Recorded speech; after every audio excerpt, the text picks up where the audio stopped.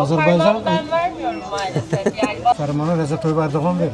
tamam, o zaman ona sorun. Benimle alakalı bir durum değil bu. Hər kəsə salam. Mən Hüseyn. Bugün bir günlük vlog çəkəcəyik. Deməli, hal-hazırda Sultanahmet meydanındayıq. Arxamızda 400 illik Sultanahmet camisi və önümüzdə Bizans imperiyasından Osmanlıya və bu günə qədər gəlmiş Ayasofya məscidi. Əvvəl Bizans imperiyası dövründə kilsə olubdu. Hal-hazırda isə məsciddir. Bizans imperiyasından Osmanlı tarixi və bu günə qədər gəlib çıxmış tarixi bir tarixdir. Bu videonu izləyirsinizsə, kanalımıza abunə olmağı, rəy yazmağı unutmayın. Bizə dəstək olmağınız çox önəmlidir. Buradan çıxıb gedəcəyik yerə batan Sarıncıya. Oradan sonra da gedəcəyik Topkapı Muzeyinə, Topkapı Sarayına. Düşünürəm ki, orada sizlər üçün çox maraqlı olacaq. Əgər sizin üçün də maraqlıdırsa, videonu axıra qədər izləyin. Getdik.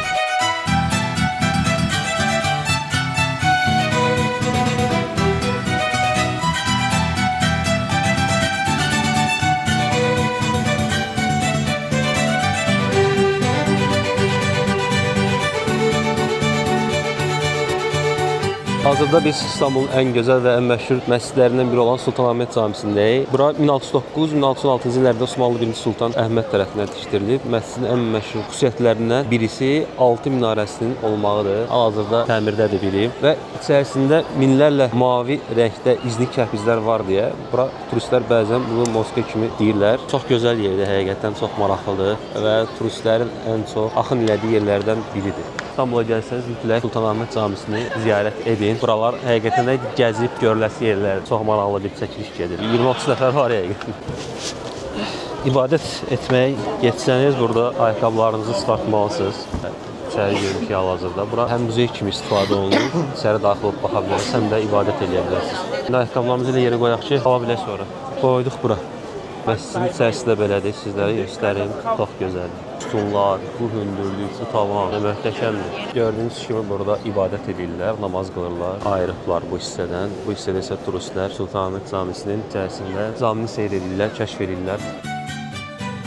İndi Ayasofya Camisinin önünə gedəcəyik, meydana gedəcəyik. Sultanahmet meydanına yol boyu meyvə suyu satanlar, su satanlar, qarğıdalı satanlar, dondurma satanlar və belə kiçik restoranlar görə bilərsiniz. Normal olaraq təbii ki, qiymətlər yüksək olur. Ona görə məcbur qalmadıqca burada yeməməyinizi məsləhət görürəm. Amma ən azından qarğıdalı sevirsinizsə, dondurma sevirsinizsə bir dadına baxa bilərsiniz. Qarğıdalıların qiyməti 2 manatdır, 50 TL 2 manat. Ayasofya Camisi haqqında qısaca bir məlumat verim. 532-537-ci illərdə Bizans İmparatoru tərəfindən inşa edilmişdir. 1453-cü ildə İstanbul Osmanlılar tərəfindən fəth edildikdən sonra isə 2-ci Mehmet tərəfindən məscidə çevrilmişdir. Hal-hazırda Ayasofya həm məscid kimi, həm də muzey kimi fəaliyyət göstərir. İstanbul şəhəri haqqında danışaq. Yəni İstanbulu gəzmək çox rahatdır. Nəyə görə? İlk öncə dillərini bilirik deyə, din dilə çox yaxındır. Gəzmək çox rahatdır. İstədiyini rahat soruşa bilirsən, istədiyin yerə rahat gedə bilirsən. Nəqliyyatı çox yaxşıdır. Elə az öncə önümdən göstərə bilərəm, keçid tramvayları var. Elə çox tıxac olurmu desəz, 10 milyonluq şəhərdir. Amma görə düşünürəm ki, o qədər də çox tıxac olmur. Saat 6-da iş çıxışı tıxac olur, amma digər saatlarda biz turistik bölgələr gəzdiyimiz üçün o qədər də tıxacla qarşılaşmadıq. Yeməkləri yaxşıdır bizim mətbəxə yaxın olduğu üçün düşünürəm ki, damaq zövqünüzə uyğun olacaq. İstanbulu gəzmək istəyirsinizsə, çox vaxtınız yoxdursa, 3 gün kifayət eləyər ki, əsas turistik bölgələri gəzərsiniz. Hal-hazırda Ayasofya məscidinə daxil oluruq və sıra var, bayağı bir çox sıra var. Yoxlamadan keçirik Ayasofya daxil olmaq üçün. Hər şeyi çəkib göstərməyə çalışıram. Düzü bəzi şeylərin nə olduğunu bilmirəm. Bunlar çox güman ki, nəsə dağıntılardan dağılıb düşən daşlardır, parçalar da yerib burada saxlayıblar. Bilirsinizsə yazın. Qadınların girişi ayrıdır, kişilərin girişi ayrıdır. Buranı amma çox qoruyurlar. Niyə görə bu qədər çox qoruduqlarını bilmirəm. Hal-hazırda Ayasofya Camisinin içərisindəyik. Gördüyünüz burada təxminən 7 metrin hündürlüyündə olan iri qapılar var ki, bu iri qapılardan da yalnız imperator daxil ola bilərdi. Bu qapıların bu qədər hündür olması imperatorun gücünü və mövqeyini göstərmək üçün hazırlanır. Tavanlar soruşsuz nə üçün bu qədər hündürdür və qapılar, hər bir şey nə üçün bu qədər iridir? Tanrıya daha çox yaxın olduqlarını düşündükləri üçün bu qədər iri tikililər inşa ediblər. Sultanahmet Camisində olduğu kimi Ayasofyada da insanlar həm ibadət edirlər, həm də bu möhtəşəm tikili ilə tanış olurlar, izləyirlər, baxırlar. Bu gördüyünüz tikili 1500 il əvvəl tikilibdir. Bu daşlar, bu hündürlüklər, bu sütunlar, bu rənglər çox möhtəşəmdir. Hal-hazırda restorasiya işləri gedir. Bu dəmirlər ona görə qoyulub bura. Ümumiyyətlə demək olar ki, restorasiya işləri görülür ki, bu da normaldır.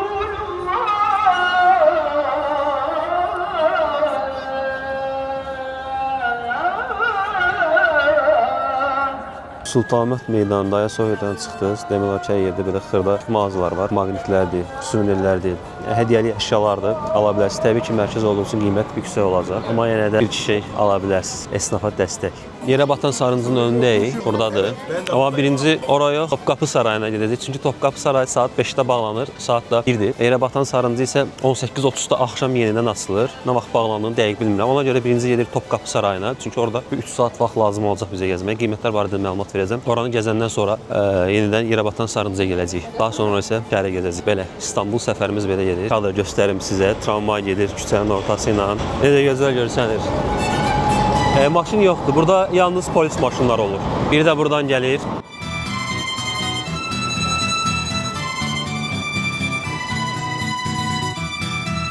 Bir porsiya 50 manat idi. 100 TL. Gedə görə burada qiymətlər necə qatar əzməsə gedə biləcək. Burada da qiymətlər eyni şəkildə 1300 TL, 50 manatdan başlayır. Bunlar 600 TL, 24 manat. 4 nəfər yemək istəyirsə bir 100 manatı gözdən çıxartmalısınız. Deyəsən az qalacaq çünki qiymətlər çox bahadır. Adamın əli gəlmir o qədər pul versin yeməyə. Az qalmamaq üçün məcbur 16 manata köftə sifariş verdik. Yemək yedik, yeməyə 66 manat hesab ödədik. 6 manat servis haqqı tutdular. İskəndər, 2 ayran, 1 kola və çörək köftəyə toplam 66 manat pul ödədik. İndi gedirik Topkapı Sarayına.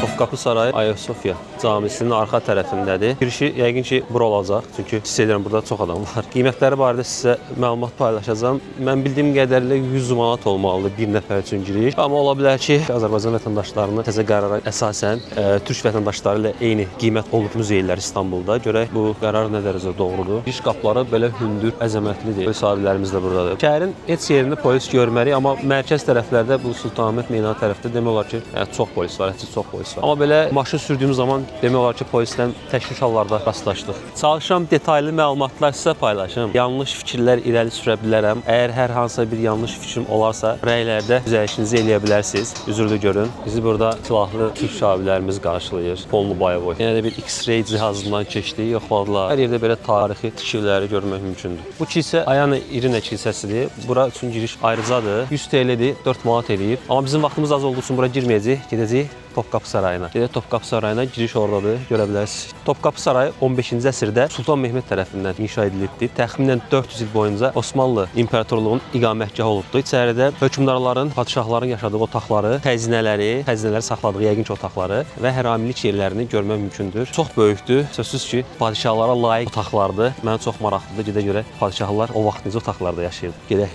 maraqlıdır. Gəlmiş şimdi bilet yerinə bilet almağa. Bilet türk vətəndaşları üçün 400 TL, turistlər üçün isə 2400 TL-dir. 2400 TL-də artıq 96-100 manat edir. Görək o dediyim qərar keçərlidir, mən də dəqiq bilmirəm, amma soruşacağam. Hələ ki sırada gözləyirik. Azeri vatandaşları için bilet 2400 TL mi? Evet. Bildiğim kadarıyla böyle bir karar vardı. Ne kararı? Türk vatandaşları ile aynı, fiyatı aynı oluyor. Hayır. 2400 TL. Kapı Sarayı'na her yeri dahil mi o Evet. fiyata? Azerbaycan Ben vermiyorum maalesef. Yani bana sormayın onu. yok. Sarımana Recep Tayyip Erdoğan verin. Tamam, o zaman ona sorun. Benimle alakalı bir durum değil bu. Bilet aldıq, 4 dənə bilet, 4 nəfərik. 9600 TL biletə pul ödədik, 385 manat. Amma məncə dəyəcək. Gedək gəzək, ondan sonra qərar verək görə 385 manatı dəyər yoxsa yox. Və qeyd edim ki, türklər üçün giriş 400 TL-dir, yəni 16 manat. 16 manatara, 90 manatara.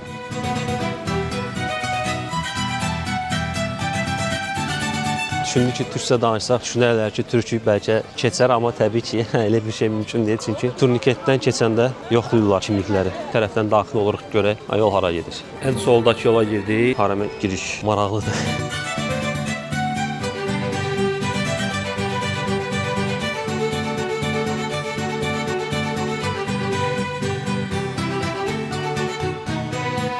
Orada türk hamamdır. Bizim Bakıda getdiyimiz o türk hamam var. Amma orijinalı buradadır. Belə küçələrlə gedirik, otaqlardır, meşxanədir, Qarağalar məscidi burada.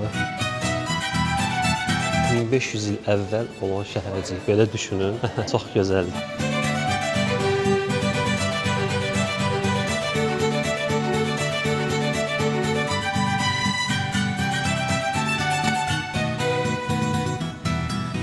...1500 il əvvəlin tarixləri belə olur. Burada da 50 müayir olub, nə olub onu başa düşəməyim.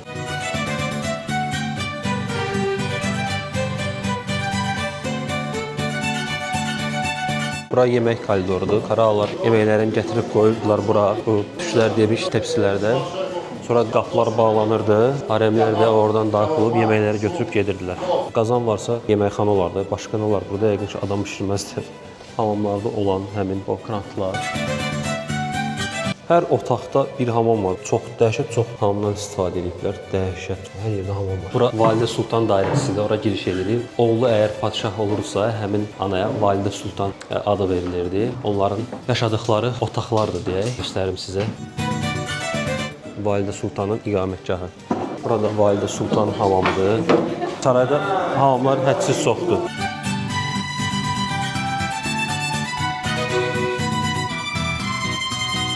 Mənzərə belədir. Önümüzdə Qalata Kulesidir, Boğazıdır. Burada da belə bir gölü var. Yəqin ki, bu o vaxtda da olub burada. Da 3-cü Mehmetin tağının pəncərəsi. Biz hələ ki, bir hissəsini gəzmişik. Hədsiz böyük, çox böyük. Gəzmək istəsəz 1-4 saatınızı bura ayırsanız yaxşı olar. Çünki bayağı bir böyükdür sahəsi. Gəzməklə bitmir və çox maraqlıdır. Burada Kuşani mutfağıdır. Kuşani mətbəxi, yəni qazan meyvələrdir. Bura dəzgahdır. Yemək bişirmək üçün çömçələr, qaşıqlar, qablardır. Burada Validə daşlığıdır, amma nə demək olduğunu bilmədim. Yəqin çıxıb burada gəzirdi.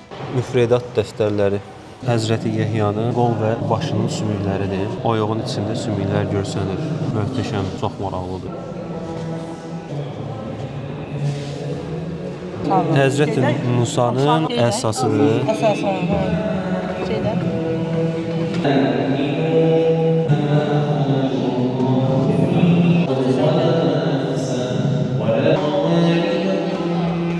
Həzrəti Fatmanın duvarıdır. Zümrüddür, yaqutdur, topaz taşıdır, safirdir. Bu da brilyantdır.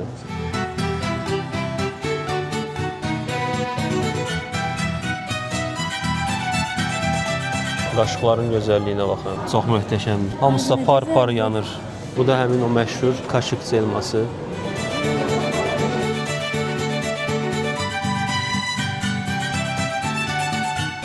Ən çox görmək istədiyim bölməsinə gəlib çatdım. İndi sizə həmin bölməni göstərim. Görün necə də möhtəşəmdir. Mənzərəyə baxın.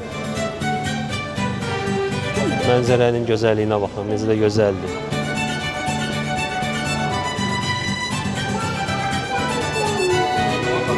Bütün İstanbul boğazı görsənir buradan. Bura Asiya yaxasıdır. Çox gözəldir. Sultan 3-cü Mustafa'nın zırhıdır. Fatih Sultan Mehmetin kürkü, belə bir geyim. Bu arada çox böyükdür. Yavuz Sultan Selim'in koftanı, fil dişindən olan kəməri.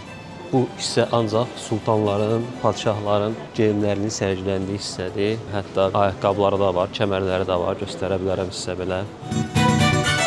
Koftanlarıdır, çəkmələridir, çizmələri. Bu da onların aksesuarlarıdır. Geyindikləri ayaqqabı, papuç, kuşlar papuç deyir, papuçlarıdır. Belə maraqlı bir yerdir burada. Burada da belə yuxarı hissələrdə geyimlər var. 17-ci yüzillikdə 4-cü Sultan Muradın istifadə etdiyi geyimdir. Koftan çox böyükdür. Mənə baxın, bir də koftanın böyüklüyünə baxın. Bu otaqda sultanların, padşahların istifadə elədikləri geyimlərdir, ayaqqabılarıdır, dizdikləridir və döyüşlərdə geyindikləri zırhlardır. Baxın, necə də böyükdür. Törən koftanı Osmanlı 17-ci yüzildə ipəkli və pamuklu dokunan kürk. Bu kürkdür.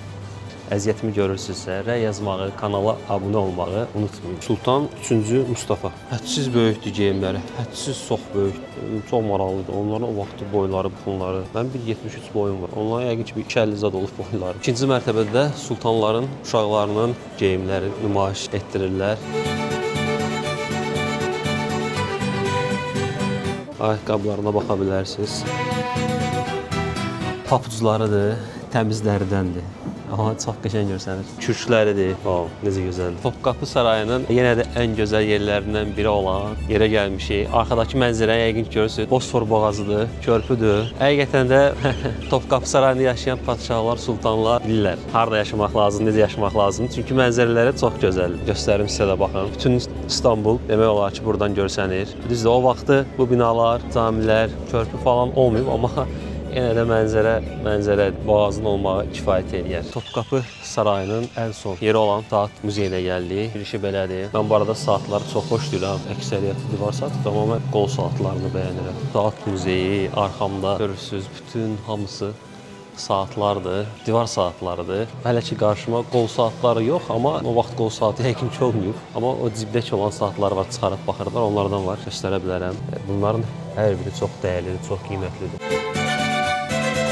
Saatın iriliyi, gözəlliyi, Jakob saatına oxşuyur biraz. Jakob saatının böyük versiyası. Birə-bir yenisi də hətta deyərdim. İngilis saatı, özü bir şəhərdir sanki. Konsol saatıdır. 1884-cü ilin Osmanlı tarixinə aiddir. Bir bu saatın böyüklüyünə baxın, əzəmətinə baxın, işləmələrinə baxın. 2 mən hündürlükdə saatdır. Çox möhtəşəmdir. İşləmələri, rəngi çox gözəldir. İndi siz təsəvvür edin bu əsərlərin nə qədər qiyməti var. Çox dəyərlidir. Burada belə bir saat ustasının heykəli var arxamda. Yaxınlaşdırın, yaxından baxın.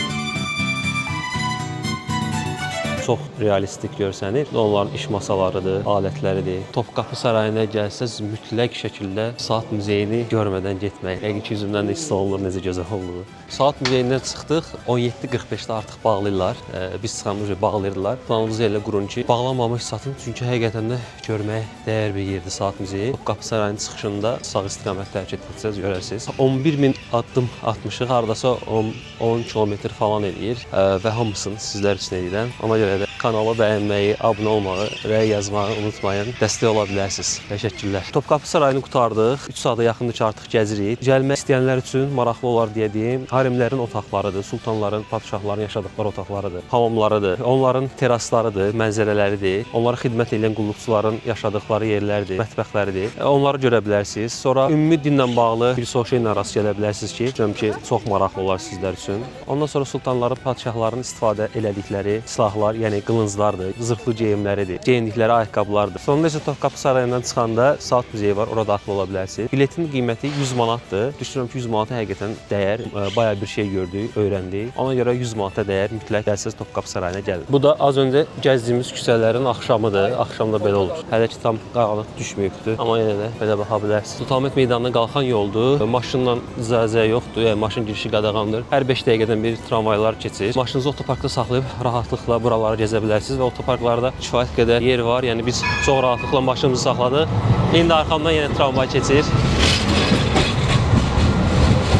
Gözəl görsənir. İndi gəldik yerə batan sarayımıza qiymətlərə baxırıq. Qiymət 1500 TL-dir. Yəni bir nəfər üçün 60 manat. 4 də bilet alıb yerə batan sarayımıza da gedirik. Yerli adamlara yazılıb o burada. Öğrencilər 90 TL. Muzeylərin qiymətləri həqiqətən çox bahadır. Hədsiz bahadır. Yəni ucuz ola bilərdi düşünürəm.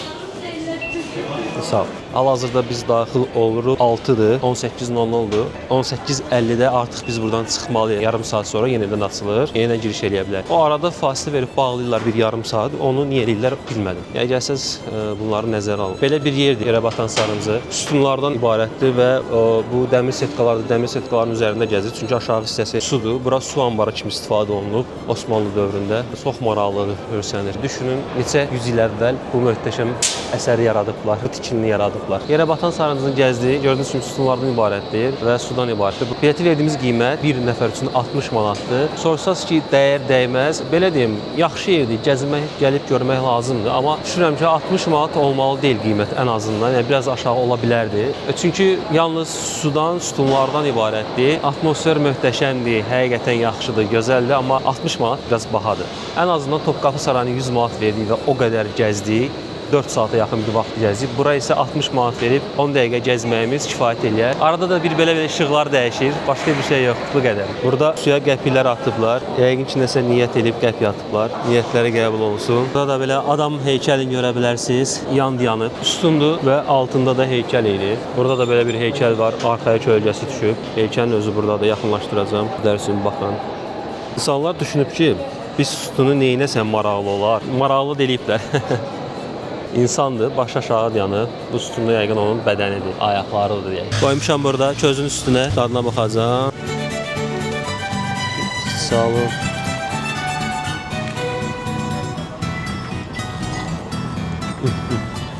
Belə də dadlı olur. Maraqlı ola bilər. Sultanahmet meydanında arxa fon Ayasofya camisi, Sultanahmet camisi əlimizdə də Qardalı. Burada yəni tapa biləcəyiz ən ucuz şey yəqin ki bu olar. Özü doydurur. Qiymətlər ot tutub yanır. Hər şey çox bahadır. Bir porsiya yemək istəsənsə minimum 30 manat, 40 manat, 50 manatından keçməlisən. Bu Sultanahmet meydanının ara küçələrində olan restoranlardır. Ambiyans amma çox gözəldir. Belə hər tərəf sağ-sol restoranlardır. Şəkil çəkir, şu an şəklini çəkir. Merhaba. 6 ədəd zeytun hədiyyə göndərdilər. Humusla bunu da ikram elədilər. Görə cacıqları necədir? Balaca belə bir qabda ikram ediblər. Kebabımız da gəldi. Lahmacun 650 TL, 26 manat qədər belə lahmacun verilir. Bu da Adana kebab. Oturduğumuz məkan buradır. Adana kebabının da dadına baxaq. Kebabın içi qırmızı dəhşət acılıdır, amma dadlıdır. Bulgurun da dadına baxaq. Bulgur. Bulgurun da dadı əladır. Lahmacun da belədir. Lahmacunları böyükdür, porsiyaları çox böyükdür. Belə lahmacun dadı necədir? Biraz göyərti qoyuruq içinə. Pomidor da qoyuruq. Limondan da sıxırıq. Dürmək düzəldirik. Ordu sulu dürmək. Yeyirik. Biraz soyuq olduğu üçün dadını elə bəyənmədim, amma ümumiyyətlə yaxşıdır. Sadəcə yanında göyərti çox az vermişlər, bilməm niyə. Mən normalda bol göyərtili xoşlayıram. Lahmacunu 10 üzərindən 7 verirəm. Naxçıvanda yediyim lahmacun daha yaxşı idi. Baklava ilə çay ikramdır. Hesab gəldi 2297 TL, hardasa 92 manat pul eləyir. Ümumi menüyə 15%-də diskont elədilər. Bu arada əlavə olaraq da humus və cacıqı hədiyyə verirlər. Yeməkdən sonra da çay və paxlavanı ikram elədilər. Belə maraqlı idi. 4 nəfər idik biz. Kifayət qədər doyduq. Qiymətlər bura üçün normaldır. Gördüyünüz bu küçədə Sultanahmet meydana yaxın yerləşir, restoranlardır. Qiymətlər yüksəkdir, amma mütləq şəkildə əyləşməmişdən əvvəl məsləhət görərəm ki, danışın. Küçədə demiş pazarlıq yapın. Çünki danışanda qiymət sallar aşağı. Azərbaycanlı olduğunuzu biləndə endirim edirlər və ikramlar verməyə çalışırlar. Mütləq qiymətlərlə bağlı danışın. Danışandan sonra əyləşin. Çünki mütləq şəkildə ki, endirim eləyəcəklər. Yoxsa belə əyləşsəz, qiymətlər biraz da yüksək olacaq. Bugünkü vloqumuz da bu qədər. Güman edirəm ki, vloqumuzu bəyəndiniz. Əgər bəyəndinizsə, kanalımıza abunə olmağı, rəy yazmağı və bəyənməyi unutmayın. Bu qədər. Hələlik.